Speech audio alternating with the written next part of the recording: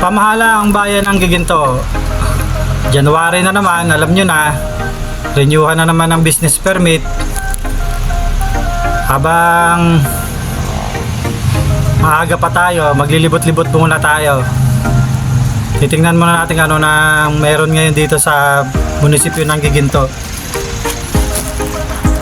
Meron kasi tayong maliit na hanap buhay, kaya magre-renew tayo ngayon ng ating business permit. Pag walang gala, kailangan magtrabaho muna para meron tayong panggala.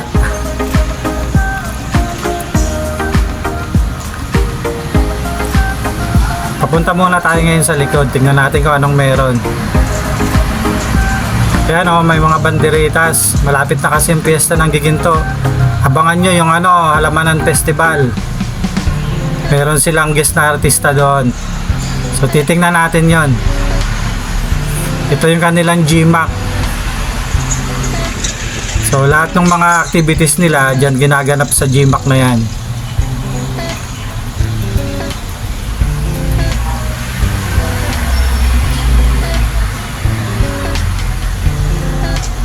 Mamaya magpa-process tayo ng business permit natin. Pagkatapos tutuloy tayo dun sa shop natin. Kasi pagkatapos ng holiday, alam nyo na kung anong mga natitira. Paliban sa mga tirang pagkain, basura, alam nyo na, tambak na labada. Kaya mamaya maglalaba tayo. Ito nga pala yung kanilang tinatawag nilang aquarium. So one stop shop ngayon dito sa Giginto. Napakabilis ng process ngayon kasi ginagawa pa yung ilalim. So meron silang pagkain doon, no? Sa mga nag-aayos ng business permit, pwede kayong magkape, pwede kayong kumain, napakaraming pagkain, iba't ibang tinapay, pastries, kung ano-ano pa. Let's go!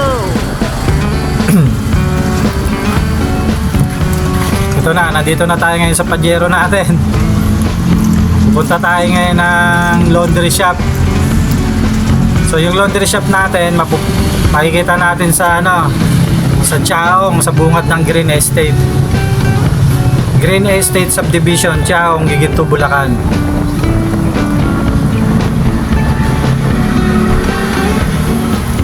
Pagkagaling nyo ng cruise, papasok kayo sa cruise, kaliwa, dire-diretso hanggang dito sa Barangay Tiaong.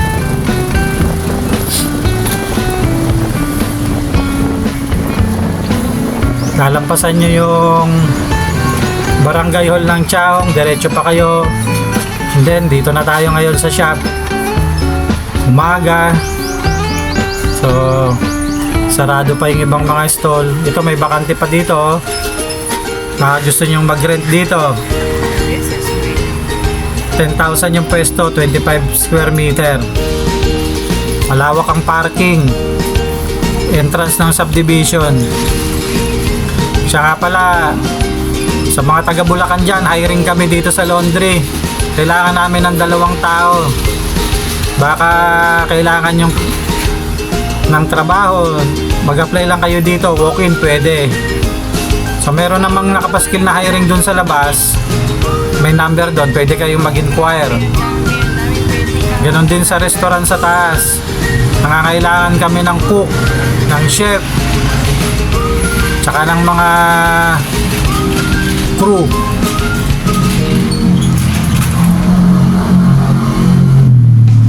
Charan! Isang tambak na labada.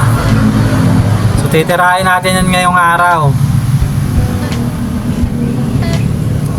May hangover pa yung holiday, kaya tinatamad pa yung mga tao. Palaba muna sila. So iisa-isahin natin yan hanggang sa maubos lahat.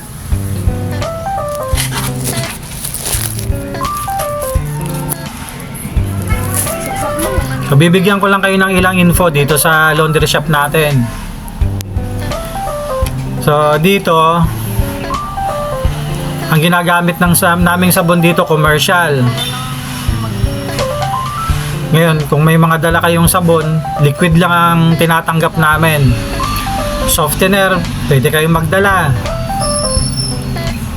May self-service dito, may wifi, di kayo maiinip.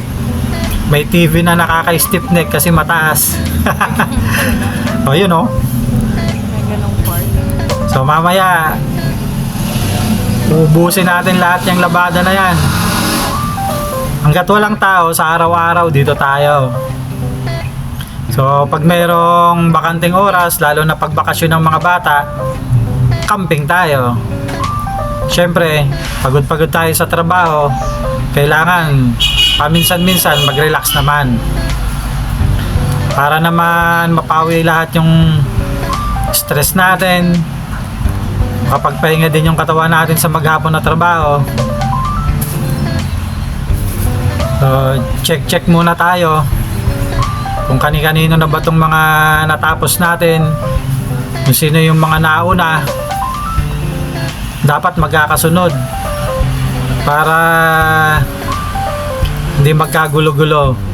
Dito pala sa laundry shop namin, syempre first come first serve. So kung nauna ka, una kang gagawin. Ngayon, kung maraming pilang ganyan, maghihintay ka. Syempre nakakahiya naman dun sa naunang nagpalaba. Pero kung magsi-self-service ka, priority ka namin. Mauuna ka syempre. Bibigyan ka namin ng machine. So ipipending muna namin yung ibang mga nakadrop off. Maglulupi muna tayo. Marami-rami yan. Maraming lupiin. Bawat laba, lupi. So maghapon, ganyan ang ginagawa natin. Depende naman yan sa dami ng customer. Minsan meron, minsan wala. So panapanahon lang.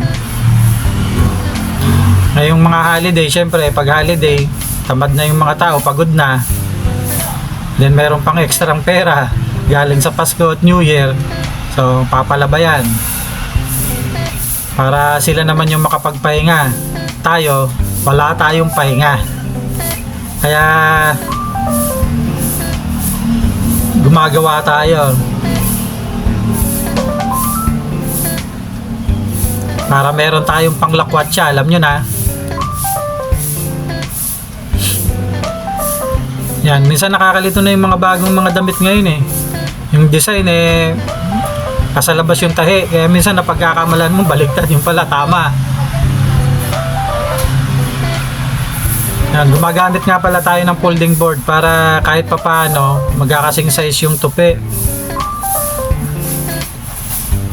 Then nihiwalay natin yung short, lahat ng pangibaba, pantalon, palda. Then lahat naman ng pangitaas, mga damit, kung kahit ano pa yan, jacket, blouse, bestida, magkakasama. So, para yung may-ari, madali niyang makukuha kung damit, kung pangibaba.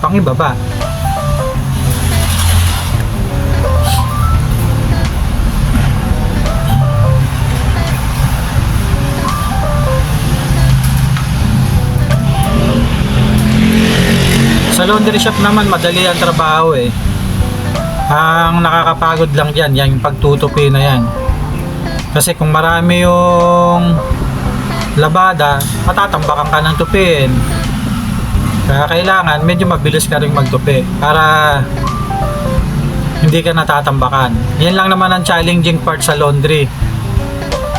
Kaya yung mga gustong mag-apply dyan, alam nyo na, yan lang ang medyo mahirap dyan. Kung sanay ka sa tupian, walang problema. Nga pala, mayroon tayong extension dyan, no? Yung laundry shop natin, mayroong tambayan. So, kung gusto nyong maglaba dyan, pwede kayong tumambay, magkape, kumain, mag-wifi. So, hindi kayo maiinip, pwede kayong manood ng TV. Kung ayaw nyo dun sa loob, nung kayo sa labas. Yung labas na yun, extension nyo ng resto dun sa taas. Kaya lang, naka-temporary close kasi wala tayong empleyado. So nag-hiring kami, baka meron dyan na gustong magtrabaho sa amin, so mag-apply lang kayo. Ang sweldo namin minimum. So doon naman sa mga cook, depende yon kung ano yung skills nyo. Syempre kung talagang pangmalakasan kayo, so pag-uusapan natin yung presyo.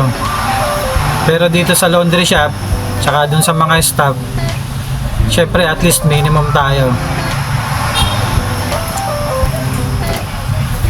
Pero pag Sabado Linggo, dito sa laundry, nagdadagdag kami ng konti kasi pag Sabado Linggo, nandoon yung maraming labada. Pagdating naman sa mga ordinary day, yun, syempre mas lamang yung pahinga nyo kaysa sa trabaho. Kaya lang, wag naman puro pahinga lang. So, kung kailangan, maglinis-linis din tayo, magpunas-punas, alam nyo na, para laging maganda yung shop natin. Para kahit saan kayo sumandal, maupo man kayo, mahulog man yung damit, malinis, walang dumi. So, ayan, nagpapak na tayo. Kailangan sa packing, kailangan maigpit na maigpit.